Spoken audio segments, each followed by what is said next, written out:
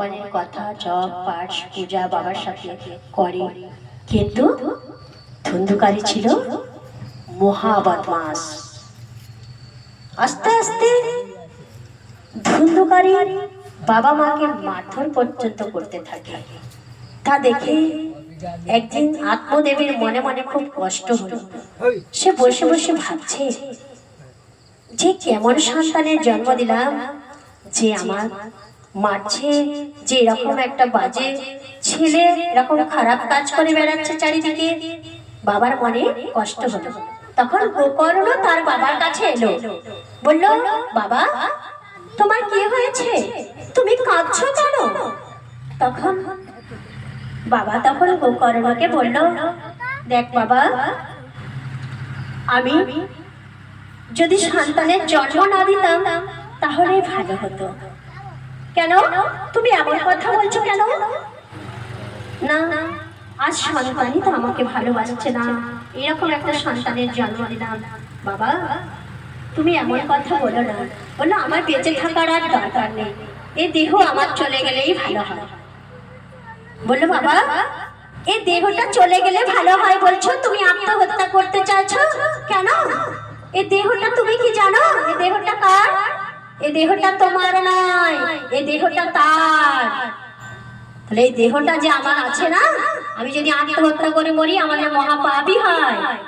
সেজন্য বললো, দেহটা তার, তোমার যদি ভালো না লাগে সংসারে তুমি বনে চলে যাও, গিয়ে তপস্যা করো। তখন মনে মনে আত্মদেব ভাবলেন, ঠিকই বলেছে, আমার বনে চলে যাওয়া স্ত্রী। সে তখন বনে চলে গেল। আর এখানে ধুন্ধুকারী, ধুন্দুলি আর ওই গোকর্ণ থাকলো। বুঝতে পারছি তো? জয় জয় শ্রীরাধে। আস্তে আস্তে তখন কি করলো, সেই ধুন্ধুকারী এবার মাকে ধরে মারতে লাগলো। সে মাও ধিক্কার করে সে বাড়ি ছেড়ে চলে গেল। চলে যাওয়ার পর এক কুয়ায় পড়ে তার মায়ের মৃত্যু হয়ে গেল। আর এদিকে গোকর্ণ দেখলো বাবা চলে গেল, মা চলে গেল, আর আমার একার এখানে থাকার আর কোনো দরকার নেই। আমি বরং আশ্রমের কোথাও চলে যাই, আমি দূরে দূরে ঘুরি।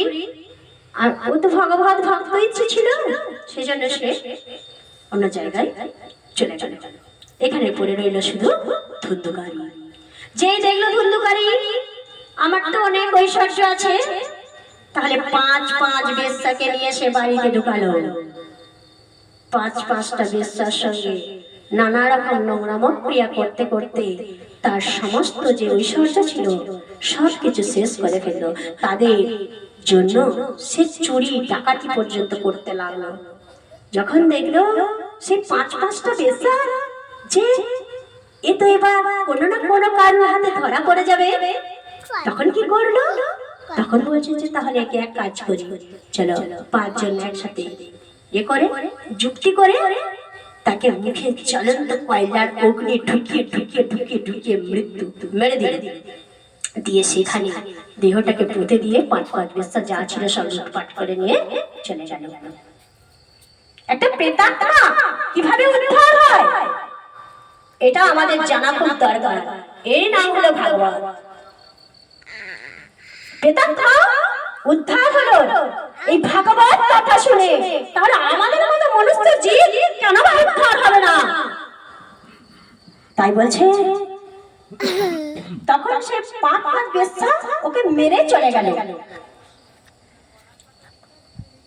তারপর গোকর্ণ একদিন ঘুরতে ঘুরতে সেই বাড়িতে আসে। গোকর্ণকে কখনো সিংহের রূপ ধরে, কখনো ছাগলের রূপ ধরে, কখনো ভূত পেতের রূপ ধরে দেখা দেয়। বলে, কে তুমি? তুমি দেখা দিচ্ছ এইভাবে, কে? আমার সামনে আসো। গোকর্ণ বলল। তখন বলল, সে তো কথা বলতে পারে না, তার মুখে যেহেতু কয়লা ঢুকিয়ে মারা হয়েছে, গলার জিভ বন্ধ হয়ে গেছে, তখন তার জন্য তাকে কুণ্ডলী থেকে জল নিয়ে, তার তো এটা ঐশ্বর্য শক্তি ছিল, জলটা যখন ছিটিয়ে দিল তার মুখের দিকে, তখন তার মুখ থেকে বাক্য বেরিয়ে যে আমি ধুন্ধুকারী। সে কি তোমাকে গোয়া দিল, তোমাকে পিণ্ডদান করলাম, তোমার এখনো উদ্ধার হলো না? বলছে না, দাদা আমার উদ্ধার হয়নি, কারণ আমি অনেক পাপী, অনেক পাপ করেছি জীবনে, তাহলে আমি কেমন করে উদ্ধার পাবো? বললো সে কি? বললো না, আমার এখন উদ্ধার হয়নি, কিন্তু দাদা তুমি আমাকে উদ্ধার করো। আমি কিভাবে উদ্ধার করব? বললো আমি তা জানি না, তা তোমাকে উদ্ধার আমাকে করতেই হবে, নাহলে আমি খুব কষ্টে আছি। সে প্রেতাত্মা বলতে তখন বলে ঠিক আছে তুমি যাও, আমি দেখছি, তুমি এখন তোমার জায়গায় গিয়ে বসো। তো সে প্রেতাত্মা তার জায়গায় গিয়ে বসলো। আর গোকর্ণ তখন মনে মনে চিন্তা করতে লাগলো। তখন সূর্যদেবকে স্মরণ করে সূর্যদেবের কাছে সমস্ত ঘটনা বললো এবং তাকে রুদ্ধ করে তাকে সবকিছু বলার পর সে তখন বললো, এক কাজ করো, এর মধ্যে একটাই উপায়, শ্রীমদ ভাগবত মহাপুরাণ জ্ঞানযোগ্য সপ্তাহ। এই শ্রীমদ ভাগবত মহাপুরাণ যদি পাঠ করতে পারো, তাকে শোনাতে পারো, তাহলে তার দেহ উদ্ধার হবে। তার আগে এমন কোনো জিনিস নাই যে সে উদ্ধার হতে পারে। বুঝেছে কি? তাহলে কি করব? সমস্ত ঘটনা, সমস্ত জোগাড় কিভাবে করবে, শ্রীমদ ভাগবতের আয়োজন সবকিছু তাকে বলে দিল।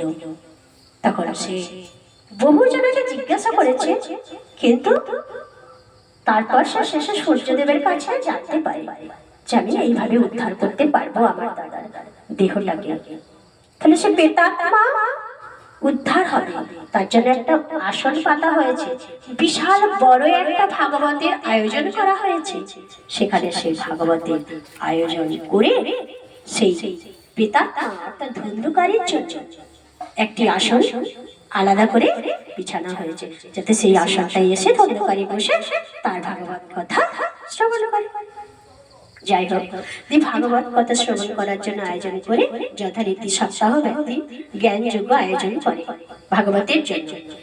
ভাগবত কথা আয়োজন করার পর একটা একটা করে সে তো বায়ুর মতো, সে তো কোথাও বসে থাকতে পারছে না বেশিক্ষণ, কারণ সে যদি বেশিক্ষণ বসে থেকে কখনো বাতাস আসছে, কখনো আসছে ঝড় আসছে, কখনো কিছু হচ্ছে, তখন সে এক জায়গায় বসে থাকতে না পারার জন্য একটা বাঁশ গাড়া ছিল, সে বাঁশের মধ্যে সেই প্রেতাত্মা ঢুকে যায়। তখন সে বাঁশের মধ্যে ঢুকে গিয়ে বসে থাকে। প্রত্যেক দিনের ভাগবত সপ্তাহ কথায় এক একটা করে গাঁট কেটে গেল। একদিন ভাগবত হলো, একটা গাঁট কেটে গেল। আবার একদিন হলো, বাঁশের মধ্যে গাঁট থাকে না, 7টা গাঁট ছিল, সে 7টা গাঁট একটা একটা করে দিলে একটা একটা করে ফাটতে। তখন এক পরিস্থিতি প্রশ্ন করলো, সুখদেব প্রভু কি ব্যাপার, এই গাঁটগুলো একটা একটা করে ফাটছে কেন? বলছে কিছু করো না, ওই বাঁশটাকে, ওর মধ্যে ধুন্ধুকারী বসে আছে, ধুন্ধুকারী বসে ভাগবত কথা শ্রবণ করছে। বলছে আচ্ছা, তো 7 দিনে 7টা গাঁট ভেঙে গেল আর ধুন্ধুকারীর উদ্ধার হয়ে গেল, সাথে সাথে বৈকুণ্ঠ থেকে বিমান এসে তাকে নিয়ে গেল। সবাই দেখলো কি ব্যাপার, শুধুমাত্র ধুন্ধুকারীর উদ্ধার হলো আর আমরা এতজন বসে আছি, কারোর উদ্ধার হলো না কেন? বললো ধুন্ধুকারী 7 দিন না খেয়ে না ঘুমিয়ে একাভাবে এই শ্রীমদ ভাগবত মহাপুরাণের কথা শ্রবণ করেছে, তাই বৈকুণ্ঠ থেকে বিমান এসে চতুর্ভুজ রূপ ধারণ করে ভগবান তাকে বৈকুণ্ঠ ধামে প্রাপ্ত করলো। আর এক প্রেতাত্মা হয়েও সে বৈকুণ্ঠে যেতে পারে, আর আমরা মনুষ্য জীব হয়েও কি হেলায় জীবনকে হারিয়ে দিচ্ছি, আমরা বৈকুণ্ঠে যাবার রাস্তা খুঁজি না, এই আমাদের দুর্ভাগ্য। তাই তো রাধে রাধে, ধুন্ধুকারীর উদ্ধার হয়ে গেল। আবার যারা ছিল তারাও বলল আমাদের উদ্ধারের জন্য পুনরায় তুমি ব্যবস্থা করো, আমরাও উদ্ধার হতে চাই, আমরাও প্রেতাত্মা হয়ে আছি, তাহলে আমাদের জন্য আর একদিন ভাগবত সপ্তাহ আয়োজন করো। তখন গোকর্ণ বলল ঠিক আছে, আরো একদিন ভাগবত সপ্তাহ আরম্ভ করব, সেদিন তোমরা মন দিয়ে ভাগবত কথা শ্রবণ করো। এই ভাগবত কথা হচ্ছে আমাদের শ্রবণে ভেদ আছে, যদি শ্রবণে ভেদ থাকে না, তাহলে কিন্তু ভাগবত কিছু ফল দেবে না। তাই জন্যই কিন্তু ওকে ফল দেয়নি, অন্যদেরকে। ধুন্ধুকারী একমাত্র ফল পেয়েছিল নিষ্ঠার সঙ্গে ভাগবত কথা শ্রবণ করেছিল বলে। তাই নিষ্ঠার সঙ্গে ভাগবত কথা শ্রবণ করা আমাদের উচিত, এটাই ভালো কথা। তাই তারপরেও যখন আয়োজন করলো, আবার তারা উদ্ধার হলো, সকলকে বিমানে করে বৈকুণ্ঠে নিয়ে যাওয়া হলো। এই পর্যন্তই আজ আমার ভাগবত কথাকে আমি বিশ্রাম দেবো। জয় জয় শ্রী রাধে, জয় জয় শ্রী রাধে, জয় জয় শ্রী রাধে। লক্ষ্মী নারায়ণ লক্ষ্মী নারায়ণ লক্ষ্মী নারায়ণ রাম, লক্ষ্মী নারায়ণ লক্ষ্মী নারায়ণ লক্ষ্মী নারায়ণ রাম।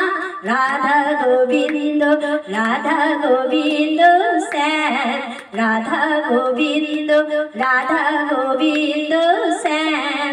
সুন্দর শ্যামল শোভন মন কর মোরি আত্মসাৎ অসুরন শরণ।